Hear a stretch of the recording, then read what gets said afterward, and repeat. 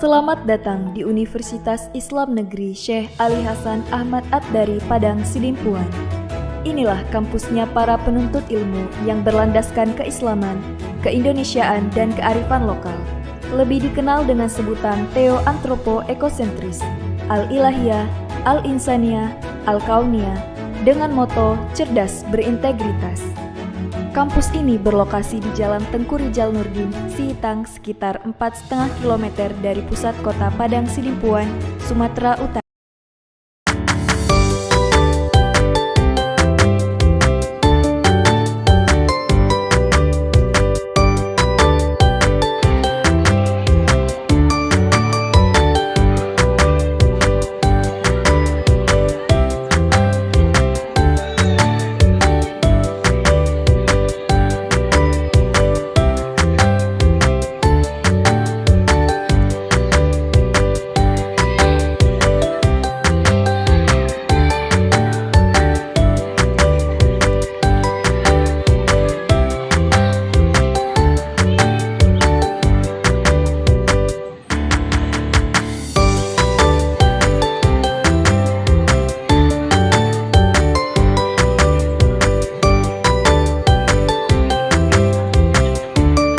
Assalamualaikum warahmatullahi wabarakatuh. Perkenalkan, nama saya Raudatul Hidayah. Saya adalah peserta pendidik profesi guru PAI dalam jabatan Batch 2 tahun 2025 dari program studi Pendidikan Agama Islam pada LPTK UIN Syekh Ali Hasan Ahmad At-Dari Padang Sidimpuan. NIP PPG 2521100710. Nomor peserta PPG 121881000794. Saya akan melaksanakan praktik pembelajaran dalam rangka penilaian uji kinerja di kelas 7 SMP Negeri 1 Bandar Kalipah, Kecamatan Bandar Kalipah, Kabupaten Serdang Bedagai, dengan materi menghadirkan sholat dan zikir dalam kehidupan. Video ini dibuat pada hari Jumat 10 Oktober 2025 untuk memenuhi salah satu syarat kelulusan uji kinerja PPG. Selamat menyaksikan, terima kasih. Wassalamualaikum warahmatullahi wabarakatuh.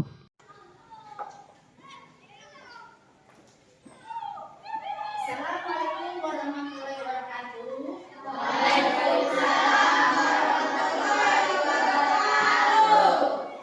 Oke, sebelum kita belajar, kita berdoa dulu. Oke, amin. Tolong doanya dan kita baca bersama-sama. Untuk memulai pelajaran, mari kita berdoa. Untuk berdoa dimulai.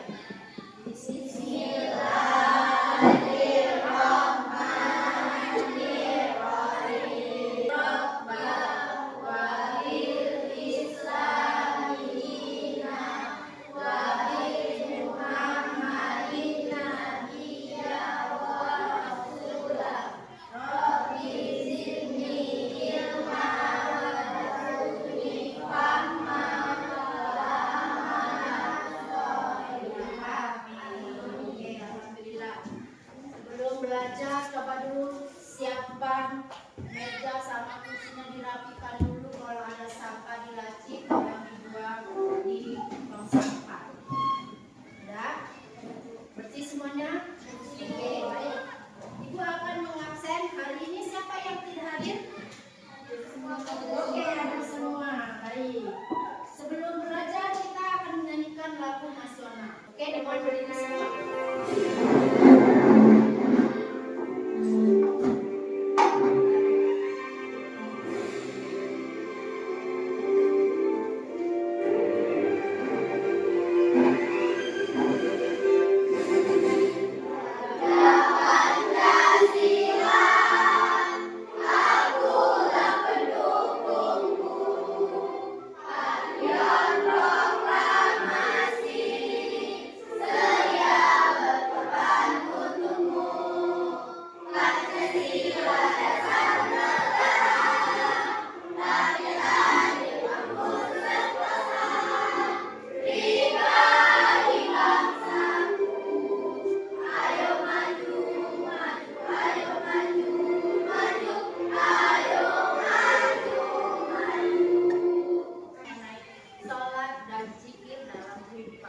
Sebelumnya, siapa yang masih ingat tentang materi kita yang bab kedua tentang Asmaul Husna, coba tepuk tangan.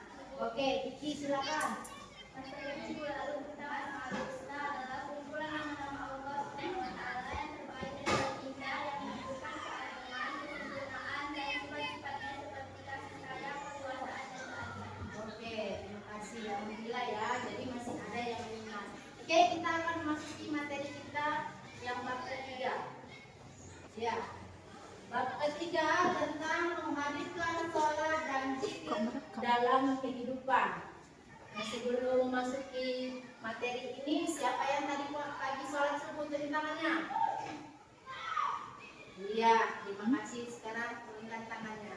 Jadi apa yang kamu rasakan setelah mengerjakan sholat subuh? Gimana perasaannya?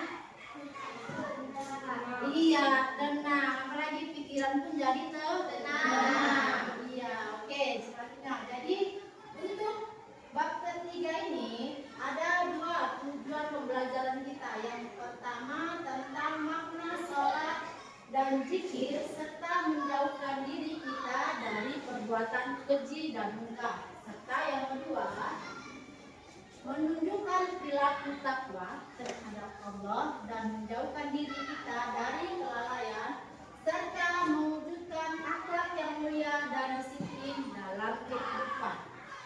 Oke. Ya, ini adalah salah satu contoh bagaimana sholat bisa mencegah perbuatan keji dan munkar. Ini satu contoh masalah, ya. Untuk menjawab pertanyaan ini, kamu harus tahu itu sholat itu apa. Ya, kita bahas tentang sholat. Ya, ini dia. Apa itu sholat? Sholat menurut bahasa berarti doa meminta kebaikan. Menurut istilah, sholat ialah perkataan atau perbuatan yang dimulai dari takbiratul ihram dan diakhiri dengan salam. Oke, baik, Ibu akan menampilkan sebuah video pembelajaran mengenai tentang sholat. Adik-adik, sebagai seorang muslim, sholat merupakan suatu kewajiban. Sholat juga merupakan salah satu dari rukun Islam. Sejak dini, anak-anak sudah harus diajarkan untuk mengerjakan sholat dengan harapan kelak menjadi anak yang soleh dan soleha. Hari ini, mari kita belajar tentang gerakan dan bacaan sholat. Yang pertama, berdiri tegak menghadap kiblat sambil mengucapkan niat dalam hati. 2. Takbiratul ihram, mengangkat kedua tangan sambil mengucapkan Allahu Akbar. Kemudian membaca doa kita, membaca Al-Fatihah dan surat pendek. Allahu Akbar kabira walhamdulillahi katsira wa subhanallahi bukratan wa asila. Inni wajjahtu wajhiya lillazi fatarus samawati wal ardi. Allahu Akbar.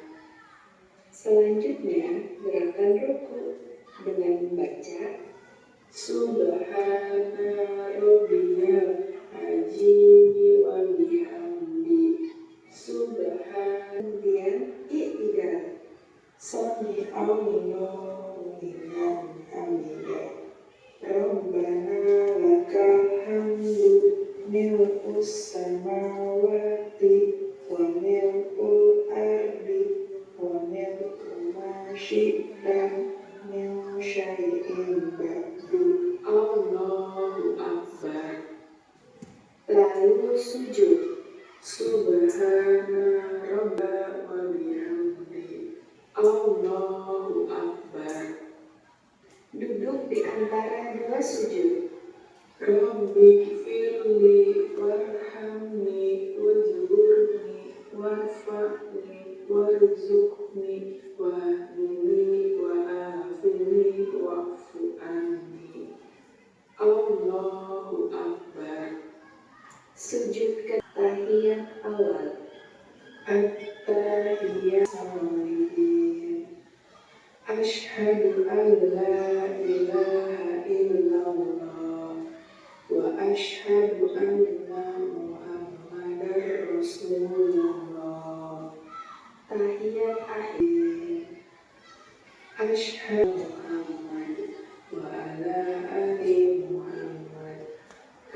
barakta ala Ibrahim wa ala. Assalamualaikum warahmatullahi. Assalamualaikum warahmatullahi.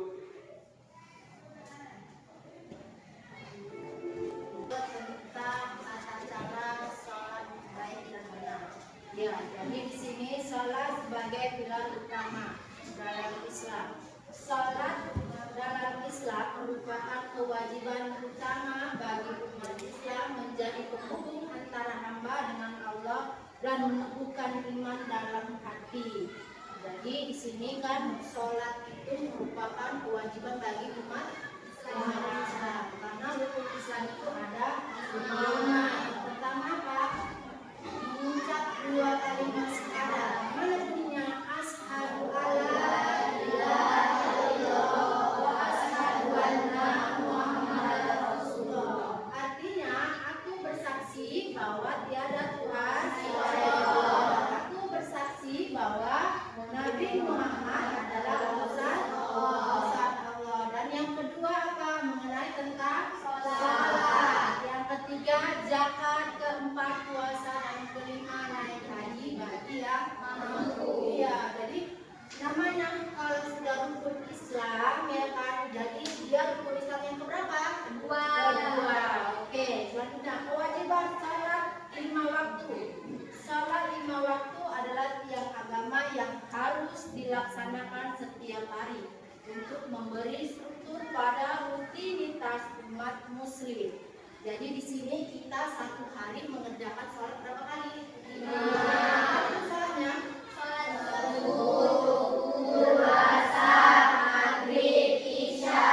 Iya, jadi kelima sholat ini harus dikerjakan umat Islam. Kenapa? Karena hukumnya wajib. Jadi kalau wajib, gimana itu kalau wajib harus dikerjakan? Jika kalau tidak kerjakan maka berdosa.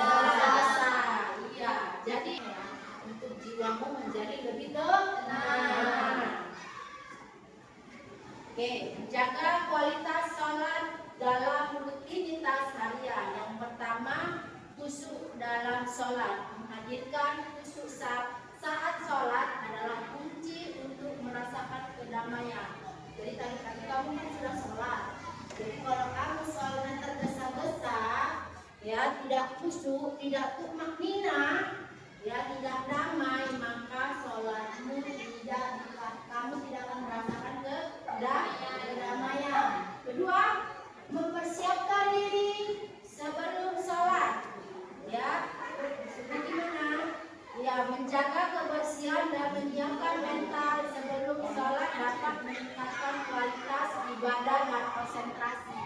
Jadi sebelum untuk mempersiapkan sholat itu ada langkah-langkah yang harus dipersiapkan. Contohnya apa? Mengambil air wudhu. Ya, di situ harus wudhu berniat berdoa. Habis itu yang perempuan nyiapkan mukena, yang laki-laki nyiapkan baju koko peci ya. Untuk apa? Karena Islam mengajarkan kebersihan adalah sebagian dari iman. Ya, kemudian zikir setelah sholat. Melanjutkan ibadah dengan zikir setelah sholat merupakan cara mengingat Allah dan merenungkan kehidupan. Ya, jadi setelah kamu sholat pagi subuh, kamu langsung berzikir, jangan buru-buru berdoa. Kenapa? Karena supaya cara mengingat Allah. Apa itu zikirnya? Zikir sebaiknya diucapkan sebanyak 33 kali. Zikirnya apa? Yang pertama tasbih. Gimana bunyinya? Subhanallah, subhanallah. Banyak berapa tadi? 33 kali.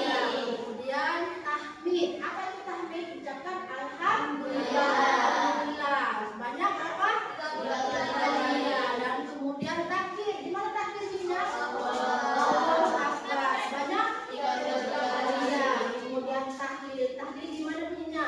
La ilaha illallah. Banyak? 33 kali. 3 kali. Iya, jadi setelah sholat kamu langsung berzikir. Itu yang kamu ucapkan. Subhanallah, alhamdulillah, Allahu Akbar, la ilaha illallah sebanyak 33 kali. Maka kamu akan mengingat Allah ya. Kemudian untuk mengatur waktu sholat. Jadi sholatmu dalam rutinitas harian dapat membantu kita untuk tidak merupakan kewajiban dan tetap dekat dengan Allah. Jadi kenapa harus mengatur waktu sholat? Supaya kamu tidaklah lalai. Ya, kalau dengar suara azan langsung buru-buru ke kamar, mandi ngapain? Betul. Iya, langsung ke kamar mandi berwudu. Jangan kayak itu langsung udah selesai aja. Nanti lah itu udah selesai aja langsung ke madrasah, tunggu kamu itu apa siap ke madrasah, nanti lah itu masih ada kerjaan sedikit, akhirnya kamu menjadi lalai dan lupa. Jadi makanya dibilang supaya mengatur waktu sholat supaya kamu terbiasa melakukan kewajiban seorang umat Islam agar kamu tidak lalai. Oke. Ya, ada 11 yang dapat membatalkan sholat. Yang pertama, berbicara secara sengaja, banyak bergerak, hadas, mengeluarkan najis, dan terkena najis, terbuka auratnya ketika sholat, merubahnya, membelakangi kiblat, makan, minum, tertawa, dan memuntah. Ya, jadi ke-11 ini merupakan yang membatalkan sholat. Ya, jadi contohnya nih, yang laki-laki sholatnya wajib sholatnya di mana? Di masjid. Ya, jadi di masjid imamnya berkata, rapatkan sah, ya kan? Jadi tiba-tiba kawan datang di sebelahmu, terus kamu sudah takbir atau ikhram, sudah mengucapkan Allahu Akbar karena ada temanmu di sebelah kamu, senggol-senggol, kamu takbir lagi. Jadi sholatnya batal atau tidak? Batal. Karena dia melakukannya dengan sengaja, mengganggu temannya, menyenggol-nyenggol, ya kan? Kemudian untuk perempuan, ya kan? Dia sudah mengerjakan sholat misalnya 1 rakaat, dia tidak tahu kalau dia jadwalnya hari ini halangan, menstruasi, mengeluarkan darah pada kemaluannya, ya kan? Jadi sholatnya dibatalkan, berarti dia tidak boleh mengerjakan sholat. Iya, oke. Zikir sebagai kesehatan dan mental dan juga tingkat emosional. Jadi yang pertama itu zikir untuk mengurangi stres, dan zikir juga sebagai terapi untuk orang yang emosional, ya. Jadi kalau kamu tiap hari berzikir sebagai rutinitas kamu, maka orang yang temperamental, suka marah-marah, maka menjadi lebih sabar. Iya, karena sudah melakukan apa tadi? Zikir. Iya, inilah manfaat zikir, mengurangi stres. Supaya apa? Supaya kamu bisa memberikan kesenangan lagi, bisa menghadapi hidup yang lebih baik. Ya, menghadirkan cinta kepada Allah lewat sholat dan zikir. Itu menghadirkan cinta kepada Allah melalui sholat dan zikir dengan cara melakukannya dengan khusyuk dan penuh kesadaran.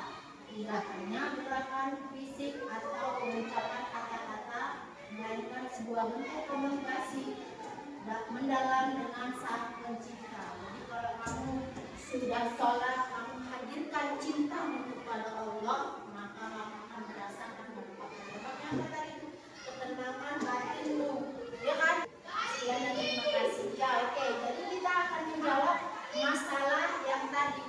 Mengapa sholat bisa mencegah dari perbuatan keji dan munkar? Karena sholat merupakan interaksi kita terhadap Allah, interaksi kita terhadap Allah. Jadi jika sholatmu, tata caramu sholat khusyuk, tumaknina, dengan tenang, tidak tergesa-gesa, maka kamu akan merasakan apa? Ketenangan di dalam hati, maka terhindarlah dari perbuatan keji dan munkar. Oke, sampai sini paham? Oke, Pak. Ibu akan membagikan LKPD, lembar kerja peserta didik. Jadi nanti tugasmu kamu buat dulu kelompok, ya. Nanti kalau sudah kamu buat kelompok, ibu akan jelaskan bagaimana tata cara proses pengerjaannya. Oke, silakan buat kelompoknya. Ini kelompok 1, kelompok 2, kelompok 3, kelompok 3, kelompok 4,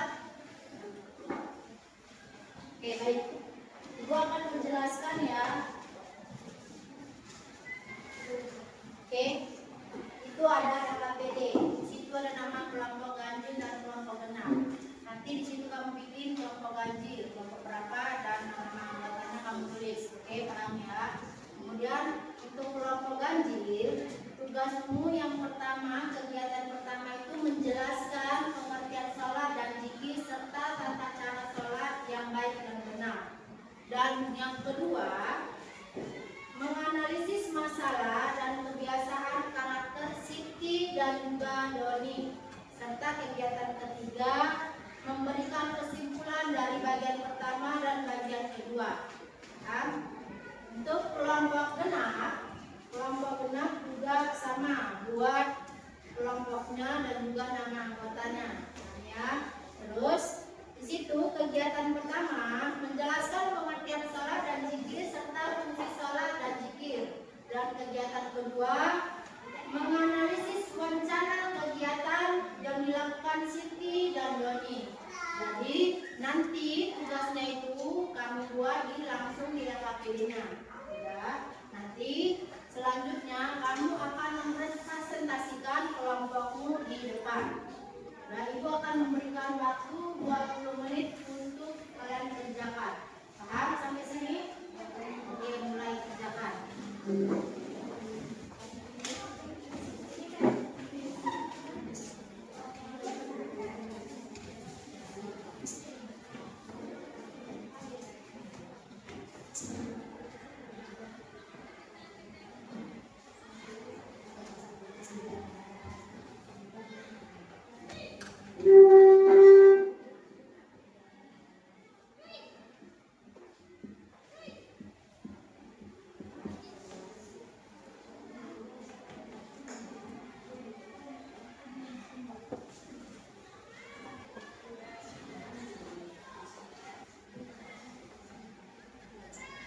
Presentasi kelompok pertama. Selesai? Oke, kalau selesai, silakan kelompok pertama masuk ke depan.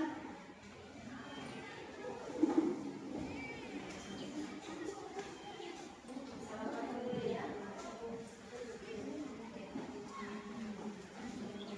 Assalamualaikum warahmatullahi wabarakatuh. Kami dari kelompok 1 ingin mempresentasikan hasil diskusi kami, yaitu anggota saya yang pertama Adit, dan kegiatan 1. Pengertian rukun dan fungsi inti.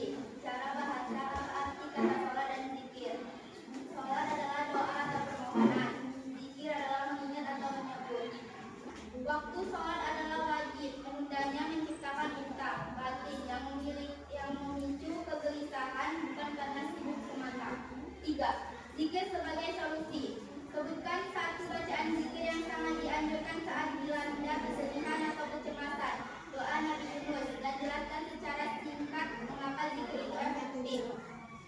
Bacaan zikir, la ilaha anta subhanaka naka inni kuntu minadz dzalimin. Efektivitas, mengandung pengakuan keesaan Allah dan pengakuan dosa atau kerendahan hati yang merupakan kunci datangnya pertolongan dan hilang kesusahan.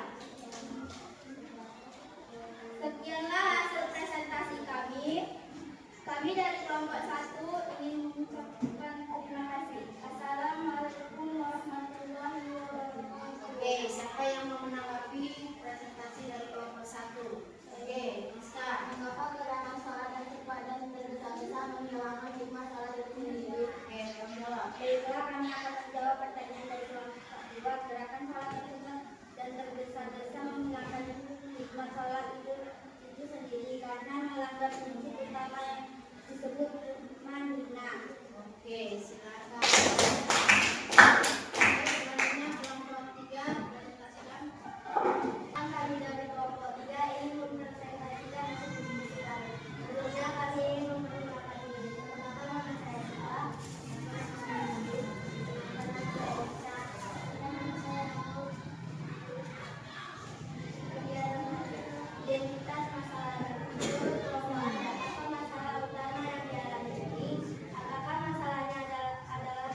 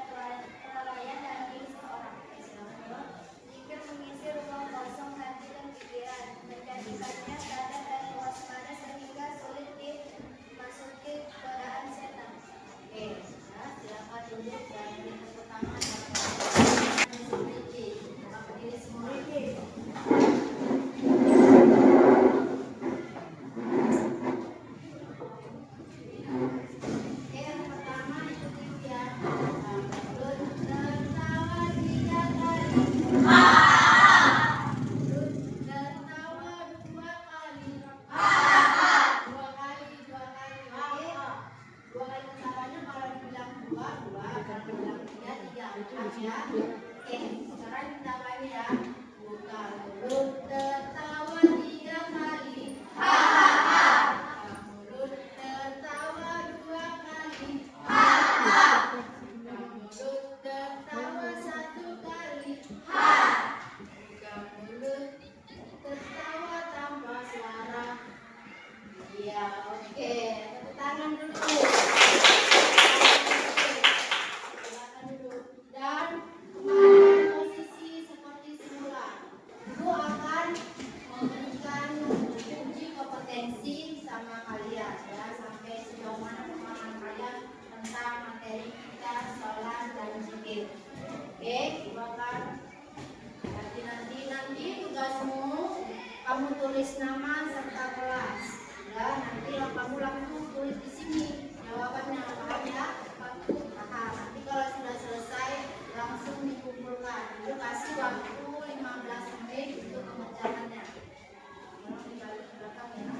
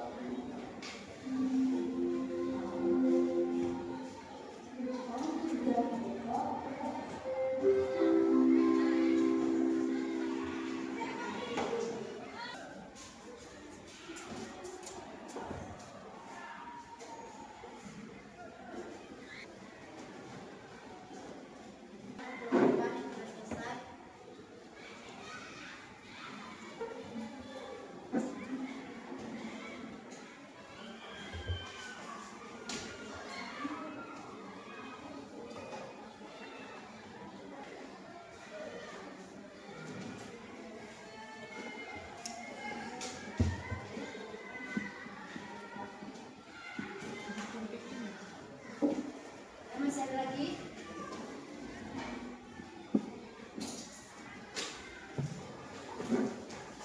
Dalam zikir adalah dalam kehidupan adalah sama-sama rangkaian ibadah yang mendekatkan kita terhadap Allah. Kita senantiasa kita berbuat baik sehingga terhindar dari perbuatan keji dan mungkar. Iya. Sampai sini ada yang mau bertanya? Oke, siap. Bagaimana cara kita meningkatkan ketakwaan terhadap Allah? Ya, bagaimana? Siapa yang mau menjawab? Siapa? Bertanya? Oke, Amin. Silakan. Meningkatkan ketakwaan kepada Allah Subhanahu wa Ta'ala adalah dengan memerlukan niat yang ikhlas, kesungguhan dan istiqomah. Pada dasarnya takwa adalah melaksanakan segala perintah Allah dan menjauhi segala larangannya. Iya, silakan. Oke, siapa lagi mau bertanya? Oke, Rimbo silakan. Bagaimana cara berpikir sesuai dengan pikiran? Ya, siapa mau menjawab pertanyaan Rimbo? Ya, silakan. Cara berpikiran sesuai dengan ketentuan syariat Islam dan mengikuti tuntunan yang diadakan oleh Rasulullah SAW. Oke, masih semangat? Masih Oke. Aina di mana kita gerakan itu ya? Aina di mana? Imam di dalam. Oke, paham ya? Oke, 1, 2, 3. Aina di mana? Imam di depan. Waroha di belakang, ikan di samping. Tata itu di bawah, pohon alat itu di atas. Guna-gunakan di sini. Jadi untuk materi kita bab ketiga ini sudah selesai ya. Minggu depan kita akan masuk materi keempat tentang mengagungkan Allah dengan cara patuh dan taat pada perintahnya. Baik, untuk mengakhiri materi kita pada bab ketiga ini sebaiknya kita berdoa. Oke, amin.